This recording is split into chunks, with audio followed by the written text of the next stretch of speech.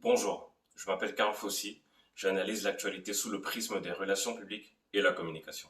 TikTok est une application mobile de partage de vidéos et réseautage social créée en septembre 2016. Elle est développée par l'entreprise chinoise ByteDance pour le marché non chinois et en Chine porte le nom Douyin. Que reproche-t-on à TikTok?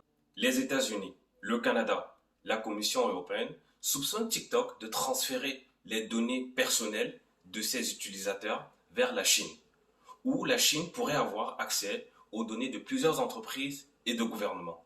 Résultat, ces différents gouvernements ont tout simplement décidé de bannir TikTok de tous les appareils mobiles qu'ils fournissent à leur personnel. Mais pourquoi maintenant?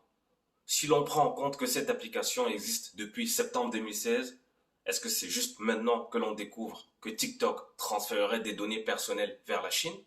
Selon un document interne de Meta, l'entreprise qui englobe Facebook et Instagram, publié en août, les utilisateurs d'Instagram passeraient 17,6 millions d'heures par jour sur les Reels d'Instagram, tandis que sur TikTok, les utilisateurs passeraient 197,8 millions d'heures à regarder des vidéos sur TikTok.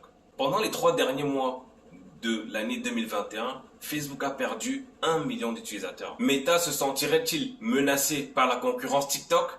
Possible.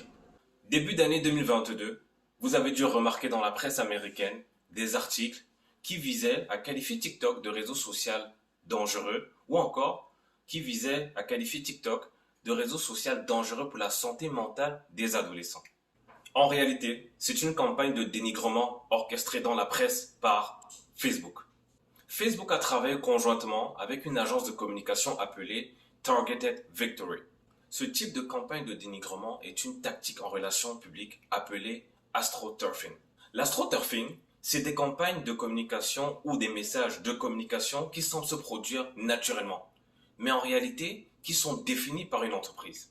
De façon simple, c'est une entreprise qui a pour objectif de ternir l'image d'un concurrent à travers des techniques de persuasion mises en œuvre pour propager une opinion ou une idéologie.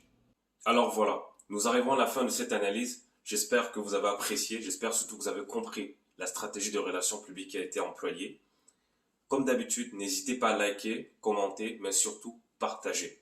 Je tiens aussi à préciser ici que loin de moi, l'idée de dire que TikTok est un exemple en ce qui concerne la gestion des données personnelles, ni les autres réseaux sociaux d'ailleurs. Pour finir, n'oubliez pas de vous abonner à ma page Instagram, à ma page YouTube, mais surtout activer la cloche de notification. Je vous souhaite une bonne semaine. À bientôt.